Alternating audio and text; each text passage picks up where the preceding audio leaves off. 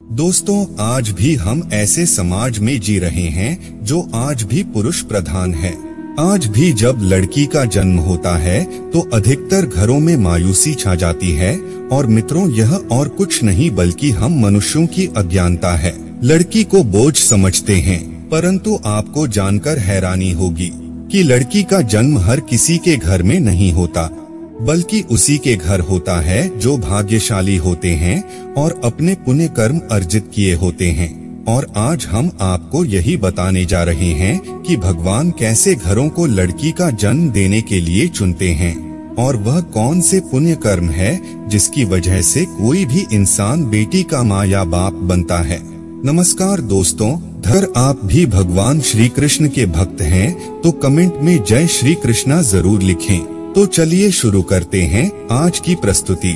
दोस्तों, भगवान श्री कृष्ण से अर्जुन पूछते हैं कि माधव, किन कर्मों के कारण किसी के घर पुत्री धन की प्राप्ति होती है, अर्थात कैसे घरों में बेटियों का जन्म होता है। तब श्री कृष्ण अर्जुन से कहते हैं, हे पार्थ, अगर किसी के घर बैठे ही भाग्य अच्छे होते हैं तो बिटिया सौभाग्य से, और जो भी स्त्री या पुरुष अपने पूर्व जन्म में पुण्य कार्य अर्जित किए होते हैं उन्हें ही एक बेटी के माता पिता होने का सौभाग्य प्राप्त होता है। बेटियों को जन्म के लिए उन्हीं घरों को चुना जाता है जो बेटियों का भार सहन कर सके, क्योंकि तीनों लोगों में स्त्री अर्थात बेटियां ही ऐसी होती है जिसका भार हर कोई सहन नहीं कर सकता। वह बेटियां ही होती है जो इस सृष्टि को निरंतर चलाती है, माँ होने के लिए अपना सर्वस्व निछावर कर देती है। हे अर्जुन, पर जिस दिन इस सृष्टि में बेटियों का जन्म लेना रुक जाएगा, उस दिन धीरे धीरे इस सृष्टि का अंत हो जाएगा। मित्रों को भगवान श्री कृष्ण के इन बातों पर गौर किया जाए तो उनका कहा बिल्कुल सही है, क्योंकि बेटियां अगर नहीं होंगी तो किसी का भी वंश आगे नहीं बढ़ सकता। दोस्तों, आपने भी कई लोगों को कहते सुना होगा कि जिस घर में बेटी का जन्म होता है वह घर स्वर्ग के समान होता है, क्योंकि बेटा तो केवल एक कुल को रोशन करता है, बेटियां तो दो कुलों को रोशन करती है।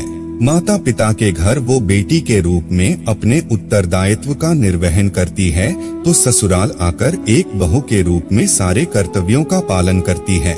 दोस्तों, आजकल आप सुनते ही हो, बेटी या बहू परिवार में किसी के मर जाने पर उसका पिंडदान नहीं कर सकती, लेकिन यह बिल्कुल भी सही नहीं है, क्योंकि रामायण में बताया गया है कि प्रभु श्री राम के पिता राजा दशरथ की मृत्यु हो गई तो माता सीता अर्थात राजा दशरथ की बहू ने ही उनका पिंडदान किया था, जिससे उन्हें जन्म मरण के चक्र से मुक्ति मिल गई थी। इतना ही नहीं, हिंदू धर्म शास्त्रों में बताया गया है कि बेटियां भी अपने पिता के नाम का पिंडदान कर सकती है। वहीं अगर ससुराल पक्ष में कोई पुरुष नहीं है तो इस स्थिति में बहू भी पिंडदान कर सकती है। इसलिए मित्रों, वह लोग बहुत किस्मत वाले होते हैं जिनके घर में बेटी जन्म लेती है। वही वह परवल किस्मत के होते हैं जिनके घर एक से ज्यादा बेटियां होती है। शायद यही कारण है कि बेटियों को लक्ष्मी कहा गया है। दोस्तों, बहुत से लोगों की सोच यही होती है, बेटी है तो बिना समय गवाए और इस पर पढ़ाई में पैसे लगाएं, जल्द से जल्द शादी कर दो। लेकिन यह सोच एक बेटी के भविष्य को बर्बाद कर देती है। जरा सोचिए, एक बच्ची के मन में कितने सपने होते हैं, उसे कुछ करना है लेकिन यह सपने सिर्फ सपने ही रह जाते हैं। इसलिए अपनी बेटियों को सपने पूरे करने देना चाहिए, उन्हें जीवन में हर वह खुशी दे जो उन्हें मिलनी चाहिए। एक बेटे से ज्यादा एक बेटी हमेशा अपने माता पिता के लिए सोचती है। माता पिता को प्यार और अपनापन बेटी ही दिखा सकती है। बेटी के जन्म को एक जश्न की तरह मनाना चाहिए।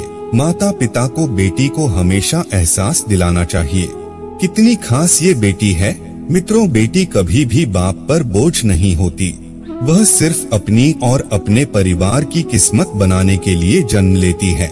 एक कथा के अनुसार दो मित्र लंबे समय के बाद एक दूसरे से मिले। एक दोस्त ने दूसरे से उसका हाल पूछा तो जवाब में उसने कहा कि मेरे हाल तो एकदम बढ़िया हैं और हो भी क्यों ना मेरे दो बेटे जो है। तभी वह अपने दोस्त से पूछता कि तेरे घर में कितने बच्चे हैं। दोस्त खुशी के साथ बताता है कि मेरे घर में दो बेटियां हैं। उसका दोस्त भगवान का शुक्रिया अदा करता हुआ कहता है कि मैं धन्य हूँ, मेरे घर बेटियां नहीं। यह सुनकर पिता की आंखों में आंसू आ गए। तभी उसकी बेटी पिता के मित्र से कहती है कि अंकल, भगवान हमेशा भाग्यवान को ही बेटी देते हैं, कभी गरीब को बेटी के रूप में माता लक्ष्मी नहीं देते। भगवान उसी को पुत्री का सुख देते हैं जिसके अंदर पालने की सामर्थ्यता होती है, जो गरीब होकर भी अपनी बेटी को पाल सकता है। एक बार स्वामी विवेकानंद वैष्णो देवी की सीढ़ियां चल रहे थे। बगल से किसान अपनी बेटी को कंधे पर बिठाई चढ़ाई चढ़ रहा था। तभी स्वामी विवेकानंद ने कहा कि बाबा, आपकी बेटी का बोझा आपको लग रहा होगा, इसको मैं उठा लेता हूँ और माता वैष्णो के दरबार तक ले चलता हूँ।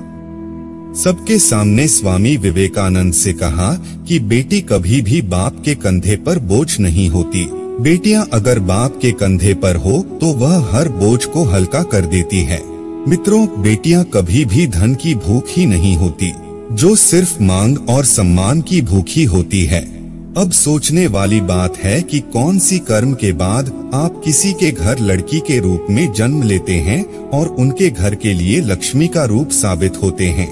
गरुड़ पुराण में बताया गया है कि जब आत्मा को नया जन्म मिलता है तब आत्मा को शरीर के अनुसार व्यवहार में चलकर अपने कर्म करने होते हैं।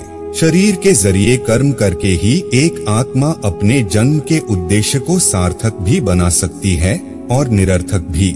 यदि कोई पुरुष महिलाओं का आचरण करता है, स्वभाव में महिलाओं वाली आदतें ले आता है या वही काम करना चाहता है जो एक महिला को करना चाहिए, तो ऐसे ही पुरुषों का आत्मा स्त्री का शरीर धारण करती है। वहीं गरुड़ पुराण में बताया गया है, यदि कोई व्यक्ति मृत्यु के अंतिम क्षण में किसी स्त्री को याद करते हुए प्राण त्यागता है तो वह अगले जन्म स्त्री के रूप में जन्म लेता है। वही अगर वह अंतिम क्षण में परमेश्वर का नाम लेता है तो वह मुक्ति के मार्ग पर अग्रसर हो जाता है। अगर यह वीडियो आपको पसंद आई हो तो लाइक और शेयर जरूर कीजिएगा। अगर आपने हमारे चैनल को सब्सक्राइब नहीं किया है तो जरूर करिए। और हाँ, वीडियो को अंत तक देखने के लिए आपका बहुत बहुत शुक्रिया।